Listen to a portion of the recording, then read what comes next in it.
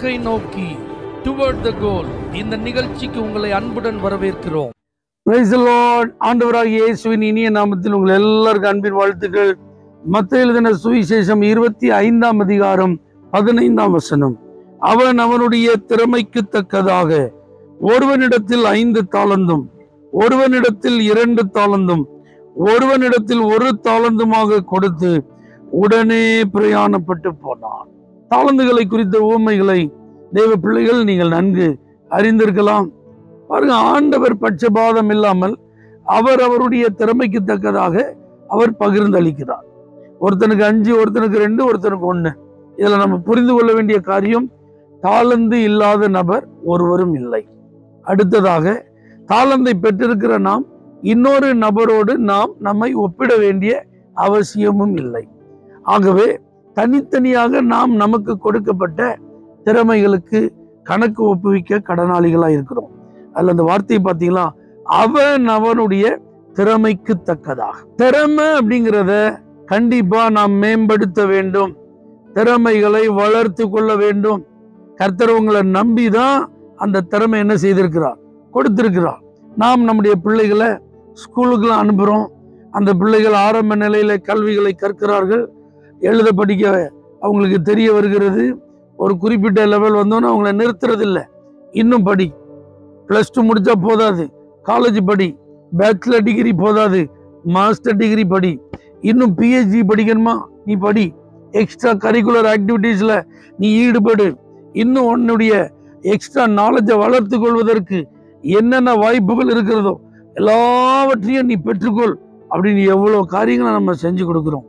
இதை மாதிரி ஆண்டவர் நம்மளெல்லாம் ரட்சித்திருக்கிறாரு, பரிசுத்த ஆவியினால் நம்மை அபிஷேகம் பண்ணியிருக்கிறாரு, நம்மை நம்பி அவருடைய இரத்தத்தெல்லாம் சிந்தி இந்த பூமியில் அவருக்காக சாட்சியாய் வாழ ஒரு வாய்ப்பை தந்திருக்கிறாரு. இந்த வாழ்க்கையில இயேசுவை மகிமைப்படுத்த, அவருக்கு சாட்சியாய் இருக்க, தேவனுடைய ராஜ்யத்திலே ஜனங்கள் சேர்க்கப்பட நாம் நம்மை எந்த அளவுக்கு மேம்படுத்தி இருக்கிறோம்? நீங்க கொஞ்சம் யோசிச்சு பாருங்க. ஜனங்கள் ஆதாயம் பண்ணப்பட உங்களை நீங்க எந்த அளவுக்கு வளர்த்திருக்கிறீர்கள்? கர்த்தர் உங்களுக்கு கொடுத்திருக்கிற திறமைகளை பயன்படுத்த எந்த அளவுக்கு கிடைத்த வாய்ப்புகளை நீங்கள் பயன்படுத்தி இருக்கிறீர்கள்? யோசித்து பாருங்க. நீங்க மட்டும் சர்ச்சுக்கு வந்துட்டு பாட்டு பாடி ஆராதனை செய்து காணிக்க கொடுத்து ஒரு பிரசங்கத்தை கேட்டுட்டு ஸ்தோத்திரம் பாஸ்டர் அடுத்த வாரம் சொல்றதுக்கா இந்த விலையேற பெற்ற ரட்சிப்பு கொடுக்கப்பட்டு இருக்கிறது? கண்ணை ஏறெடுத்து பாருங்க. மெய்ப்பன் இல்லாத ஆடுகளை போல எவ்வளவு பேர் சிதறி இருக்கிறாங்க. அவங்களாம் ரட்சிக்கப்படுவதற்கு நீங்க என்ன செய்ய போறீங்க? உங்களுக்கு கர்த்தர் என்ன திறமையை கொடுத்திருக்கிறா முதல்ல அது தெரியுமா? உங்களுக்கு கொடுக்கப்பட்ட தாளந்து என்ன என்பதை நீங்கள் கண்டுபிடித்திருக்கிறீர்களா? அல்லது உங்களுக்கு எனக்கு என்ன தாளந்து இருக்குன்னு தெரியும் அப்படின்னு சொல்ற ஒரு நபரா இருந்தா அந்த தாளந்தை பயன்படுத்துகிறீர்களா? அதற்கான வாய்ப்புகளை தேடி நீங்கள் அதை பயன்படுத்துவதற்காக நீங்கள் முயற்சிக்கிறீர்களா? இதுதான் முக்கியம். இதைத்தான் ஆண்டவர் நம்மிடத்தில் எதிர்பார்க்கிறார். நல்லா புரிஞ்சுக்கோங்க. கண்டிப்பா அவர் நம்மிடத்தில் கணக்கு கேட்பார். அவருடைய ராஜ்யத்திற்காக இந்த திறமையை நீங்க எதற்காக பயன்படுத்தினீர்கள்? இன்னைக்கு நிறைய பேர் தங்களுக்கு கற்றுக் கொடுத்த திறமைகளை பயன்படுத்துறாங்க. எதற்கு?